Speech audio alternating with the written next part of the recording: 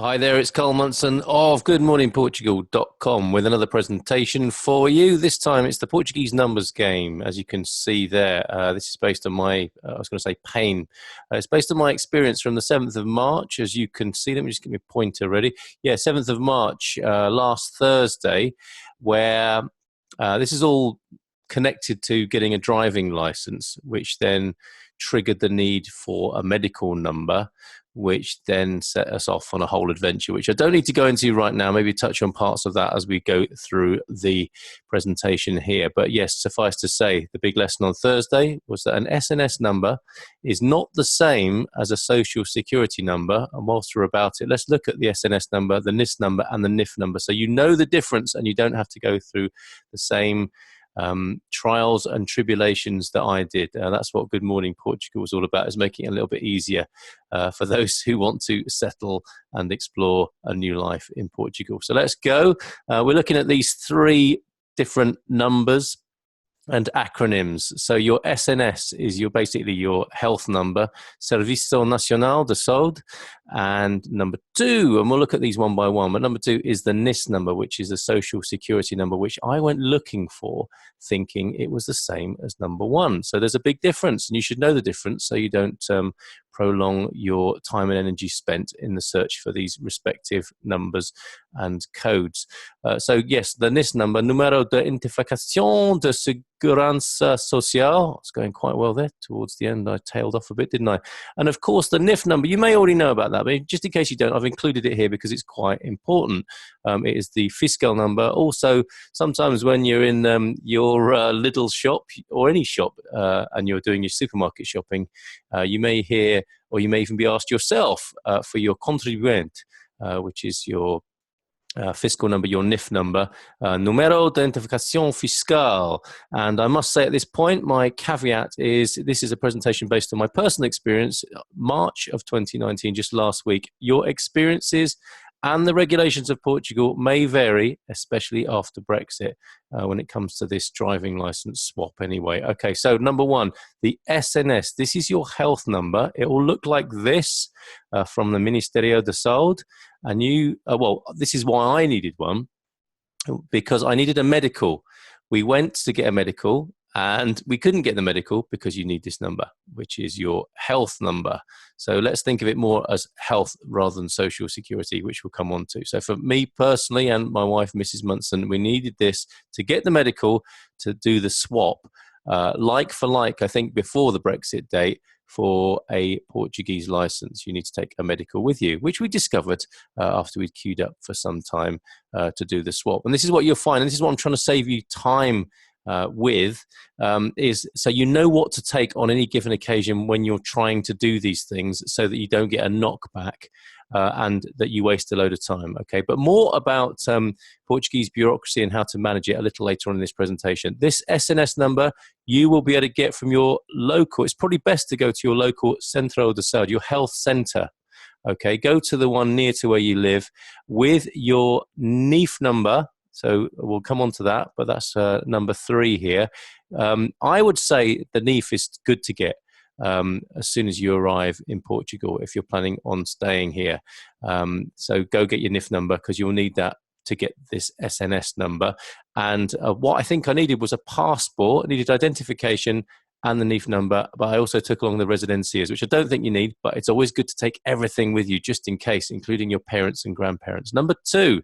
Now, so when I step foot inside the Centro de Saúde, as you see here, the health centre, the security man, when I said, can you give us, which I thought was a social security number, he sent me to the social security centre, the Segurança Social. So we went down there.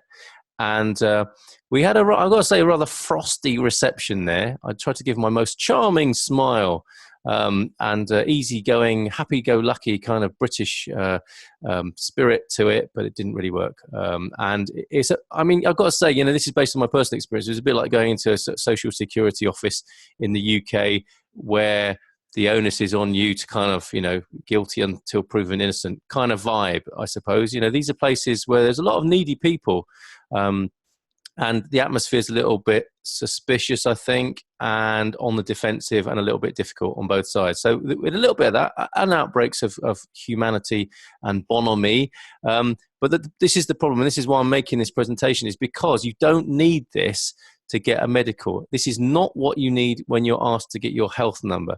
This is when you're signing up, and I've read online, and I know how dangerous that is, that you need to do this if you're settling in Portugal anyway.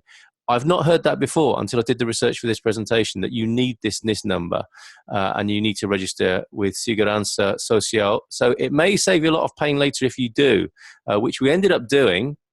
And I was told it was pretty tricky, actually. And that's my bad. I don't speak Portuguese, so why should it be easy?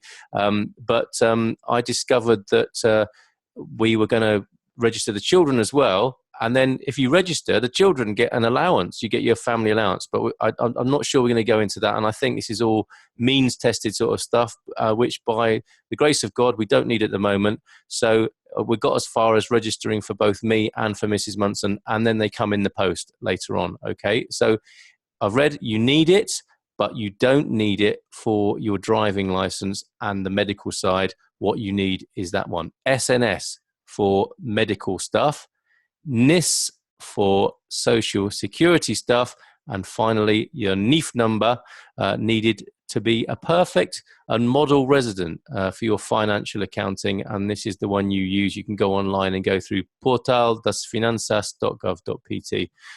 So that's what you need. Oh, there's my kids now. I just mentioned them, didn't I? And so, yeah, before I go on to managing bureaucracy in Portugal, let's just quickly go through those.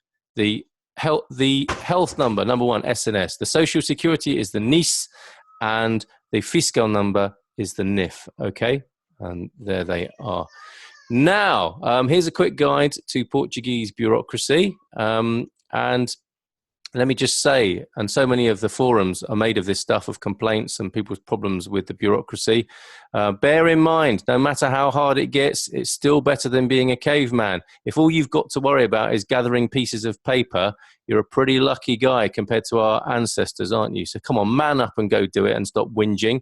To help you with that, I would say allow time, allow plenty of time. In fact, number 5, make a day of it. We used to go to the seaside and to places of Portuguese interest, like tourist spots, but now we tend to go to a lot of bureaucratic appointments, but we allow a whole day for that. And if we get off lightly and things go well, then we spend time in the town that we go to and extend it as a kind of tourist visit. So I hope you get the gist of that. Allow plenty of time. Queue up and take your ticket. Later on in the day, when I went back to Finanças, because what was I trying to do? Oh yeah, register for self-employment. I went in, it shuts at 3:30. I went in at 3:15. I picked up a ticket that was B21, and I saw that they were serving B12. That's too long to leave a family in a car for, isn't it? Anyway, so take your ticket, sit down and find your Zen. Everyone's being told to be more mindful, aren't they, and practice meditation. Here's your chance. Do it in Portugal, in the waiting rooms of the institutions and the administration. Take your ticket, find your Zen, get served eventually.